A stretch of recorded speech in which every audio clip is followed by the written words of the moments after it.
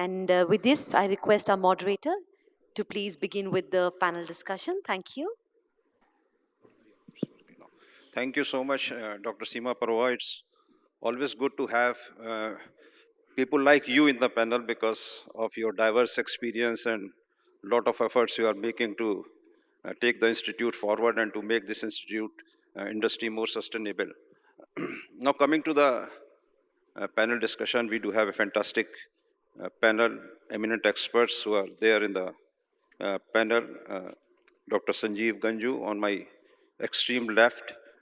Then we do have Dr. Prasad Ghawate, if I pronounce correctly. Dr. Seema Paroha needs no introduction now. She has already delivered a talk.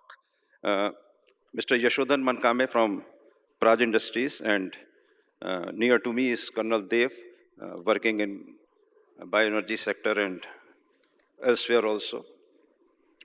So first of all, my compliments to ChiniMandi for arranging this panel discussion on a very innovative sort of topic. For the first time, I think we are having a discussion on AI-driven technologies which can be used in sugar industry for making it more sustainable, more vibrant, and how we can, and up to what extent we can adopt these technologies. Technologies always play a crucial role in, taking any industry forward, and sugar industry is no exception. If we see our surroundings and we compare our surroundings today, what we are having, and previously about 2 to 3 decades back, what we used to have, you will find the answer. Every sphere of life, you will find some changes, innovations, and all are technology driven. If I talk in about the sugar industry specifically, you people know what we were doing in the sugar industry about 2 to 3 decades back. We were having only sugar. Now we do have a very diversified portfolio from the sugar industry, and we are talking about more than sugar, beyond sugar. We have sugar, then we had sugar and power, then sugar, power, ethanol, and now we are talking about converting sugar industry into hub of biorefinery. And all this is technology driven. And this transformation of the Indian sugar industry is basically due to the adoption of the newer technologies. And again, today we are in this panel to discuss about the upcoming technology, a newer technology, which is artificial intelligence and machine learning. My panelists will give their initial remarks. They will give their views on specific topics. But in general, what I personally look into the AI-driven technologies just to make sugar industry a better place, a more vibrant sugar industry, where we do have diversified product portfolios, where we do have diversified revenue streams, where we do have a lot of clean, green, and renewable energy, where we are catering to the demand of the specific sectors, and where we are looking to have a more sustainable sugar industry. Every technology has got some plus or some minus, so we have to look into the plus which we can have, and how this particular technology, the AI-driven technologies, can take sugar industry forward. So before I come to individual panelists for giving view on a particular topic, because we are talking a lot about the AI-driven technologies, and if you walk across the road, you will find something which is AI-driven. Today or days, 2 days back, most of us were traveling and most of us using the Digi-yatras. This is what? This is all AI-driven. If you you talk about e-commerce, you talk about faceless recognitions, you talk about driverless car, you talk about anything, you will find some application of the AIs, and this AI-driven technologies are getting some place in the sugar industry and other industries as well, to the best of my understanding. Now, I would request each of the panelists to give his or her views in very short. Sugar industry, or the sugar plus biofuel industry as we talk today, is ready for taking up this AI-driven technologies? Are we ready? Or we should go ahead with the implementation of the AI-driven technologies, or we should sit back and relax and see what is going elsewhere in other industries, other sectors, and then we should take the steps forward to implement and to adopt these AI-driven technologies in the sugar and bioenergy sector. First of all, Mr. Ganjoo, you can respond. You can be precise and in very short, you can give your views. Yeah. Morning. Thank you, Mr. Bhushan. Thank you, ChiniMandi, for inviting me on this topic, which initially I was reluctant because I am not an expert on AI. But then I thought that AI can play a major role because IFG works in the space of policy advocacy. And we have been working for various policy initiatives which government has brought in this sector, particularly for the bioenergy sector. So I see a lot of deficit there in terms of data, in terms of processing the data and giving you solutions based on that. So ultimately, it affects the policies which are announced by the government. So I'll give you a brief. I'll give you some examples. So we were talking to MOPNG, Ministry of Agriculture, fertilizer, for bringing in various policy measures which can help this sector to, reach a viability stage. As of now, based on the pricing, CBG is not a viable, product, and industry is not doing that well. So we thought various other streams can probably help in increasing the revenue streams. So there were various, suggestions which we gave. For example, we said, if there's a lot of logistic cost involved when you, transport this compressed biogas from the facility where it is produced to the grid line. So we suggested government that there should be some incentive to the companies so that they can lay the pipelines up to the plant. Government did announce a policy, but later we found that there were no takers because the data which should have been there to support that policy in shaping that policy was not there. So there was no data available in terms of where these CBG plants are located and where the pipelines are. So what is the distance between these two, and how they can be injected, and is this scheme where they are providing subsidy but for laying the pipeline, is it going to be viable? So later they had to revise it. So do some study. So similarly, I was recently with a senior officer of agriculture. So we were talking to him about the FOM which comes out of these plants. So we were trying to make our point that FOM ultimately, if it is put into the farms, back into the farms, it improves the yield or of the crop, or it improves the fertility of the land. So, and which ultimately results in reducing the fertilizer intake of those farms. So then he came up with a question, if we are reducing, say for example, urea consumption in those, agricultural lands, is how much is that if the component by way of which we are reducing the, urea, if we give that much of subsidy to CBG plants for off taking the FOM, so is it going to be almost the same, or is it going to be what will be the correlation like? But we didn't have data, or we didn't have the points to prove that. So I mean, so my point is that it's not only for CBG. In fact, it is applicable to all such sectors where government has a role to play, and a policy has to be framed. So if you have a data available, if that can be processed, and then the solution is brought out, which can probably give an answer before the announcement of policy, that if you do it this way, then probably this will be the result, and if you do it that way, the result will be different. So then it will help the industry also, and government as well, to form policies which are supported by a certain background, certain data background, and that is the role of AI actually, which basically scans through the data available on on the virtual world, and then processes and then gives you a solution for that. So I think it's really essential for this particular sector, with respect to the policy making, that an element of AI has to be brought, and the but again it has to be supported by a valid data. So my point, my take on that is basically today, as a country, we are not that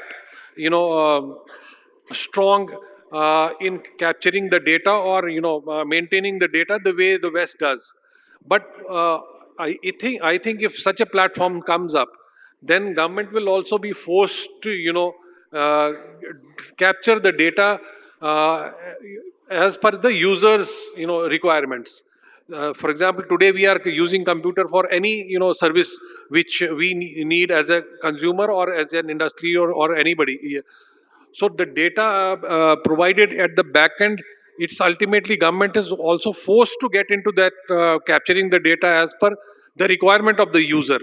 So similarly, this will happen in this area also. If the user side is creates a demand for that kind of solution, then I think data will also get aligned with that. So that is what I feel. It has a very strong importance for particularly sugar industry, which is very regulated, and the government has a major role to play in announcing various policies, or even ethanol.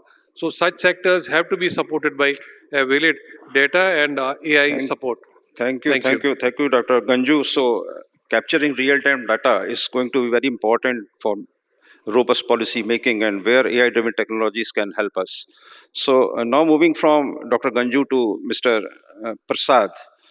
So, I've seen your presentation. You are talking big about sustainable sugarcane production and how to have more productivities, how you can optimize the resources, particularly once we talk about using any kind of the input into the agriculture. And we always honor the words of the Honorable Prime Minister talking about more crop per drop. So productivity is all around because sugarcane is ultimately very important, and it is the sugarcane which comes first, then the sugar. So how you look, AI-driven technologies making interventions into the system of sugarcane agriculture, because still we are having the National Sugarcane Mission talking big on productivities and having more quantities of the sugar per hectare. So what is your opinion on that one? Because you have already spoken something about, sustainable sugarcane production. So how this AI/ML or any technologies moving forward to deep learning or even the blockchain technologies we talk further. So confining ourselves into the AI-driven technologies, sustainable sugarcane production. How you look into this?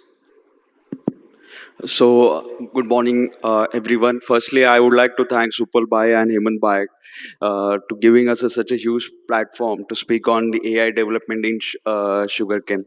Recently, Rajganga Group has done immense development in AI development in sugarcane activity.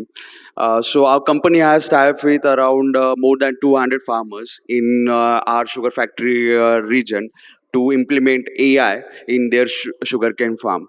So while implementing the AI, we have observed some advantages of implementing of AI. That is, it shows the accurate weather forecast. It gives the proper application for the fertilizer.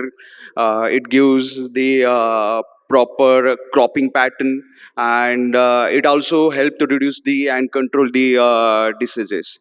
While observing, we have come up with that, along with that 200 farmers, that more than 30 to 40% harvest we can produce than the traditional method.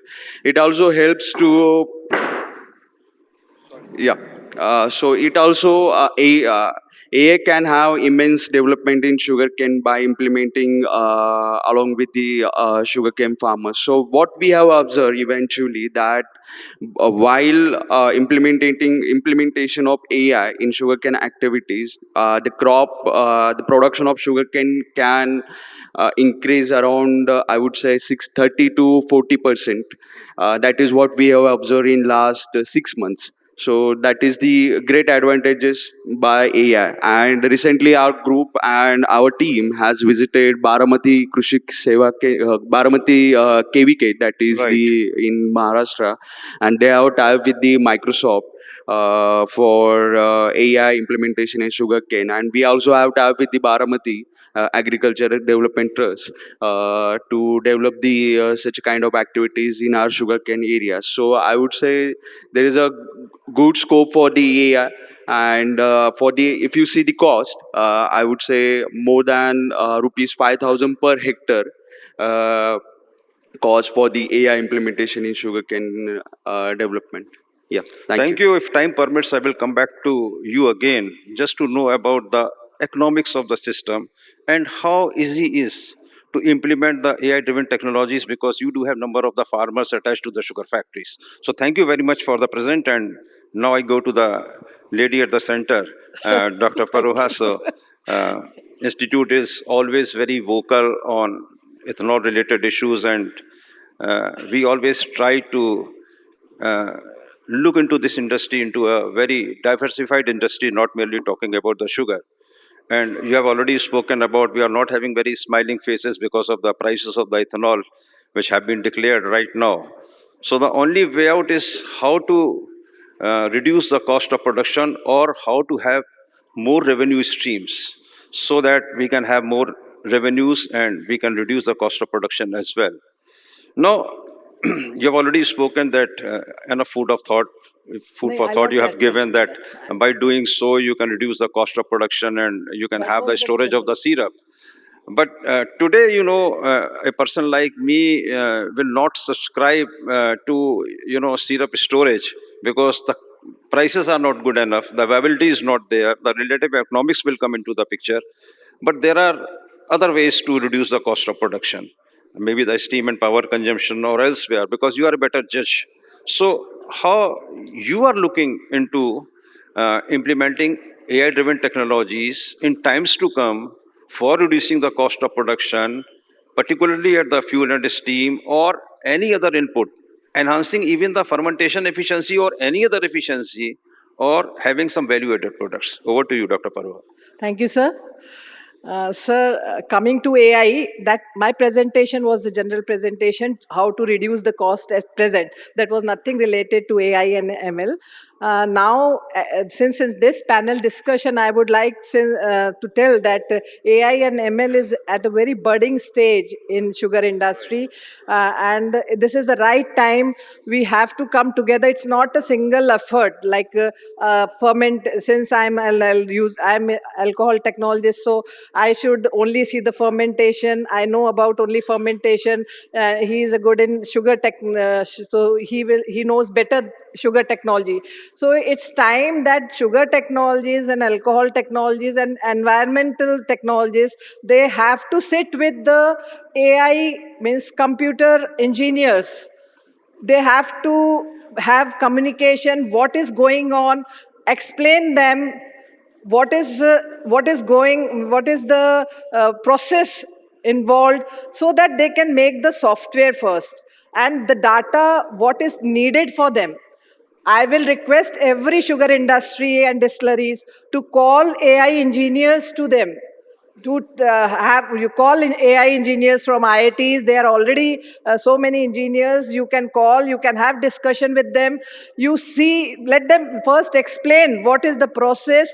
And if I talk about the fermentation is a biological process. It will take long time to have a perfect AI based solutions, because you don't know the how yeast will be working, how the microorganism will be working. So for that reason, you have to have lot of data, you have to have lot of settings, you have to have lot of software changes, then only some implementation can be done. using sensors is very simple procedures, but at what right time you have to drop the pan, you have to have fermentation efficiency completed, you have to see. So all these, and when I talk about 2G, it's more complex. 2G may lot of microorganism is playing a role. So for every pre-treatment, you have to have some different types of data we have to give, so that AI is a neuron like our brain. So that will suggest which one is the best one. So that will give the good idea, sir. So based on all the data all together, we have to come.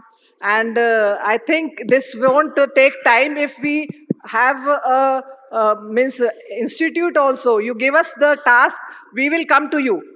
You 1 or 2 factories will take. We'll bring the engineers. We'll have the discussion with them. We will develop AI and some instrument related to that. So I will. I'm always ready. Our NSI sir is always ready to do that.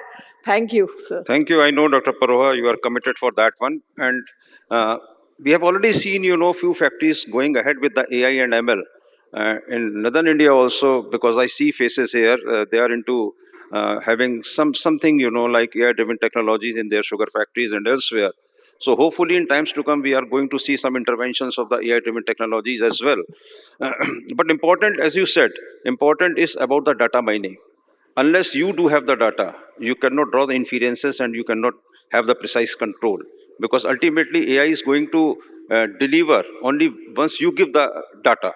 So then, again, a man from the ethanol industry, Mr. Yashodhan. So, what I should ask to you, because I'm not going to ask any questions of sustainable aviation fuels or the green hydrogen. So, the topic is limited, choice is limited to me about AI-driven technologies making roads into the biofuel sector. So, again, the same question which I asked to Dr. Seema Paroha, since you are a technology provider and a plant supplier too. So, what are your takes on that? Because again, we have to cut the cost of production. So what solution you foresee if we go for AI-driven technologies, how we can reduce the cost of production? And particularly on 2G also, because always we talk about, addressing the fuel versus fuel, food versus fuel conflict. And we need not alternate, supplementary feedstocks. They can supplement on, we cannot have alternate, anything like alternate. So supplementary feedstocks where 2G comes into the picture to avoid the food versus fuel conflict. So 2G is not my cup of tea even today because of the plant cost and the cost of the production. So how you see, AI-driven technologies in times to come can help us in cutting the cost of production in 1G and in 2G as well. Thank you, sir. And good morning, friends. And first of all, thank you to ChiniMandi for inviting me to be part of this panel discussion. I am from Praj Industries Limited. And as you all know, at Praj Industries, we specialize in technology, engineering, and complete solutions in first generation ethanol, second generation ethanol, compressed biogas, skid mounted systems, and bioproducts. Uh, at Praj, we see AI ML to be a transformative technology that can be become an accelerator as far as development of technology goes, design and deployment, and improving operational efficiency of plants. Now, talking of operational efficiency, like we have currently a very basic tool called Remote Bridge, which is an IoT cloud-based tool, which works for data acquisition from plants, and that is used for giving troubleshooting advice to our various customers.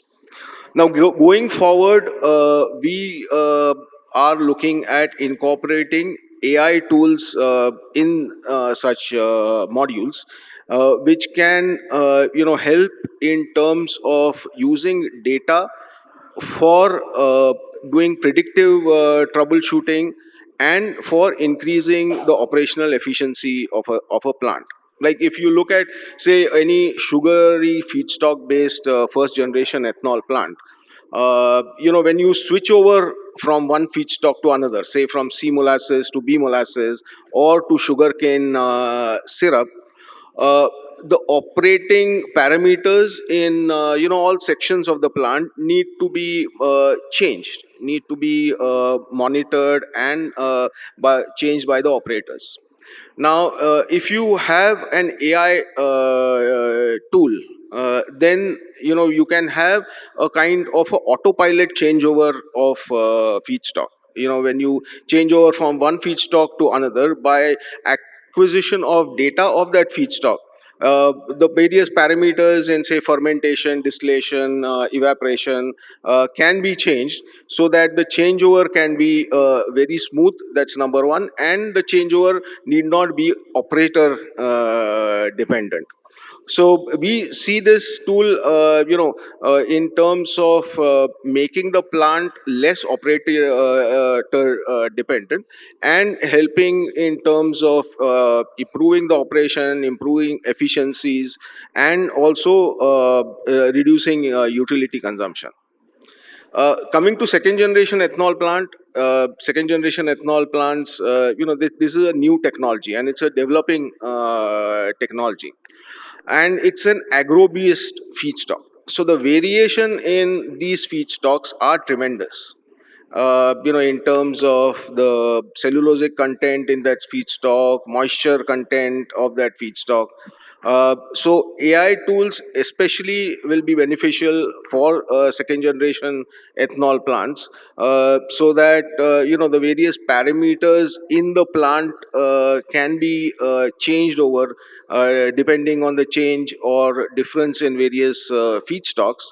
And also it will help us going forward to optimize these technologies, optimize the usage of enzymes, etc., so that cost of production as well as capital investment in 2G ethanol plants can be reduced.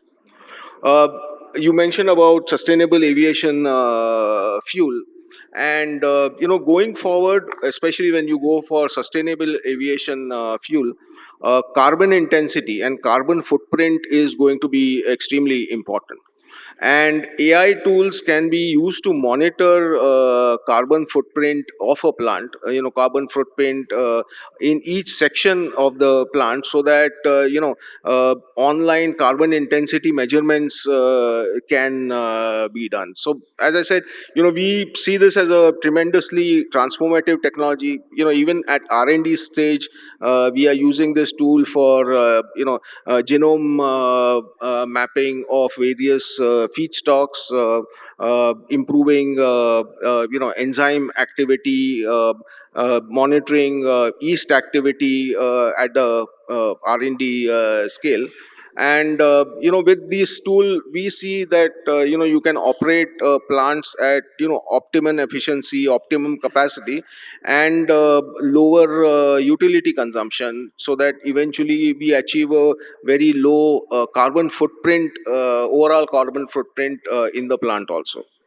Thank you. That's fine. Thank you. Few things which are very important, as I could conclude from your viewpoint, is one is we are going to have enhancement in the productivities for sure. Yes. Number two is we are going to have optimization of the resources as well. Number three, which is very important, since we are nowadays we are talking about multi-feedstock based distilleries, where we are switching over from one feedstock to another. That is going to be easier. So these three things are there which are going to happen. And fourth thing, which is again, we always talk about the human interventions. So that is going to be minimized, but this is going to be with the word of caution. So we have to look into the ROIs and how we are going to have this infrastructure at our ethanol units. So thank you so much. And now, last but not the least, Colonel Dev. So coming to you, because you have diverse experience. So I would like to know from you your viewpoint, because all of us today we are talking about, we are looking into AI-driven technologies, implementing them also, but how to implement it, because there are challenges. It is not going to be so simple. We need infrastructure, we need professionals. We are talking about different ecosystems, different spheres, bioenergy sector, biofuel sector, sugar sector, supply chain management, blah, blah, blah. So can you give some, words of wisdom for Thank all you. this, Thank you, Chair. I'm not sure I'm wise or otherwise, but I'll make an endeavor. And at the outset, my thanks to Team ChiniMandi for having us over on the stage. Let me begin by the premise which you said initially for all of us to just talk about. I think you all heard about the John Dairy. 3 days back there was a news that how they are going to use not only Starlink but other aspects of AI to drive their machines worldwide.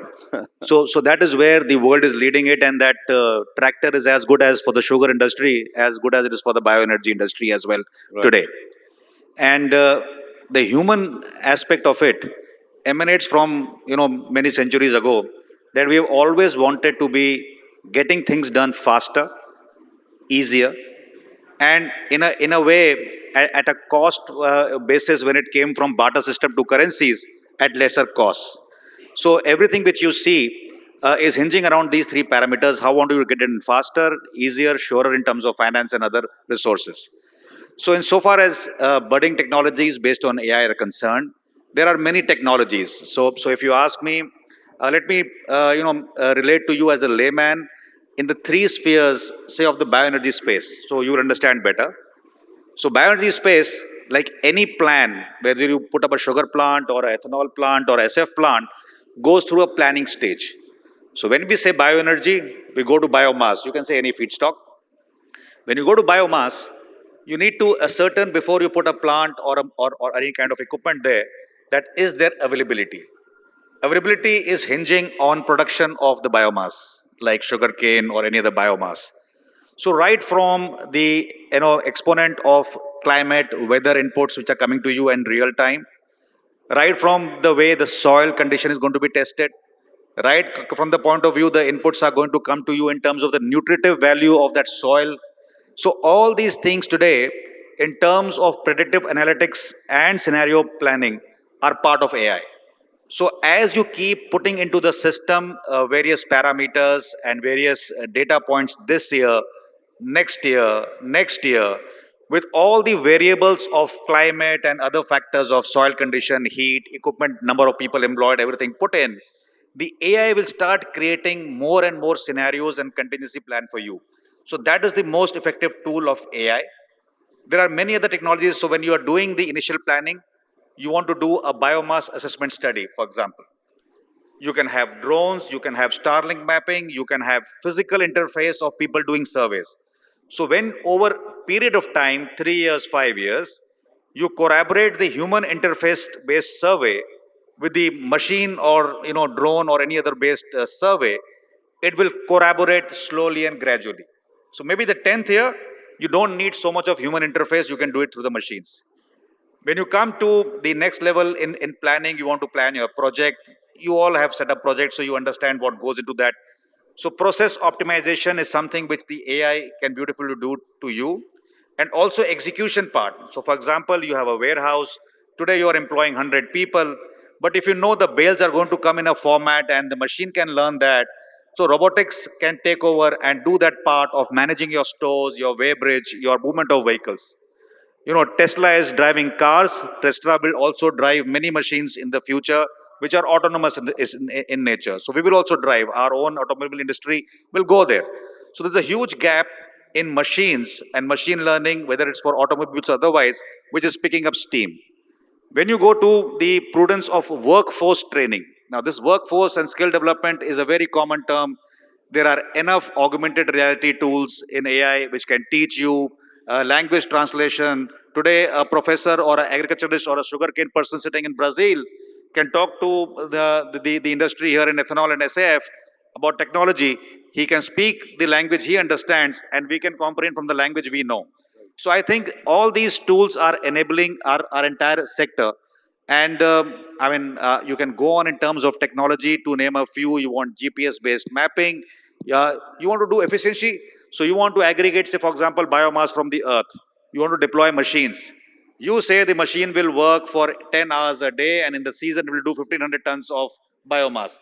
But what's the monitoring?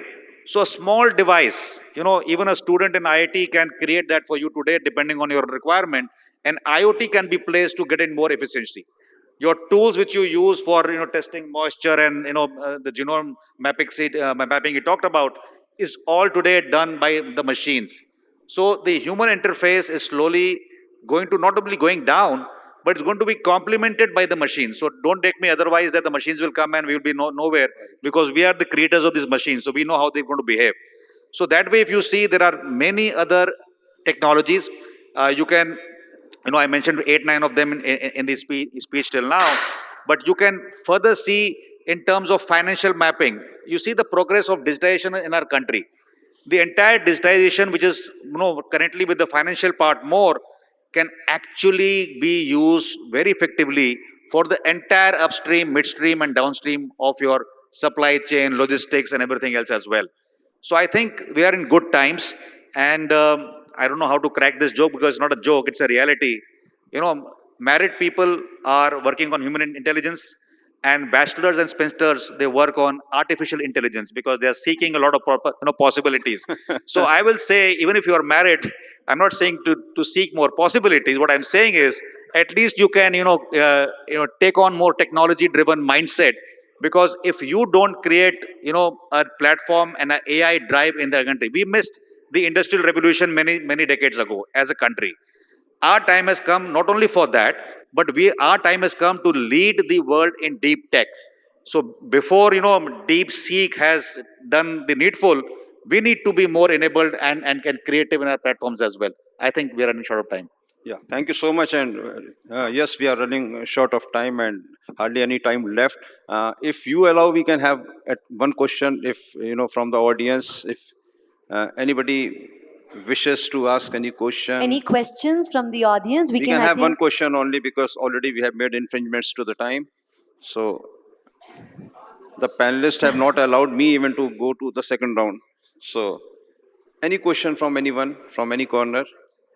I think our audience is well satisfied with this panel. So thank you. So we are, and thank you so much all the panelists for being here and giving us wonderful ideas. And hopefully we are unanimous, we are on the same page that AI-driven technologies are going to see sugar industry and the biofuel sector in times to come.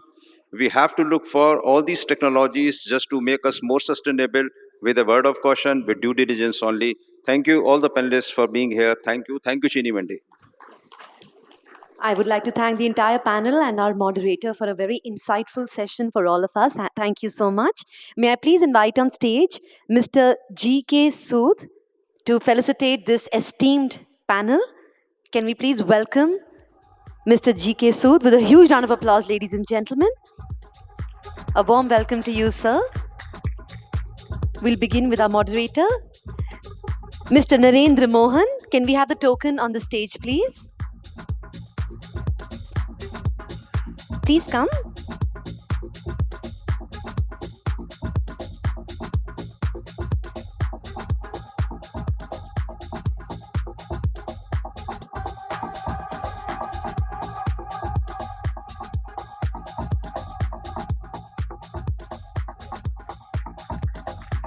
Our panelist, Colonel Rohit Dev.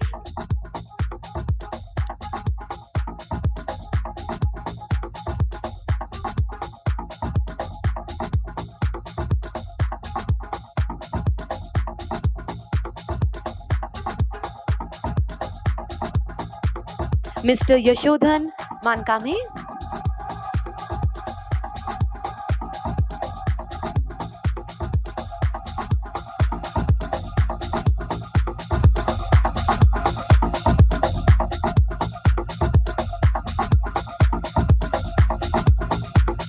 Mr. Sanjay Ganjoo.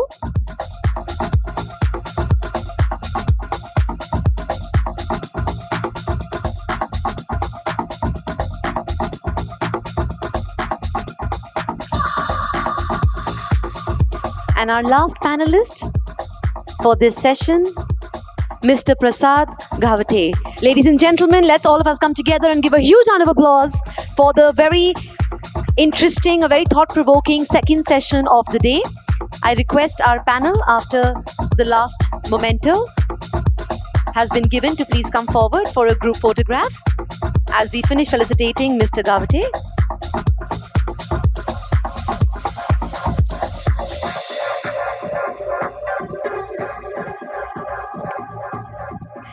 We had some other plans for Dr. Seema Paroha, but of course, let's first do this. Dr. Seema Paroha, can we please have the token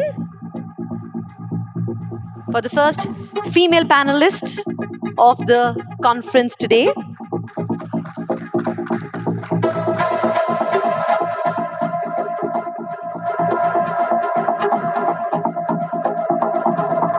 I request everyone to please come forward for a group photograph.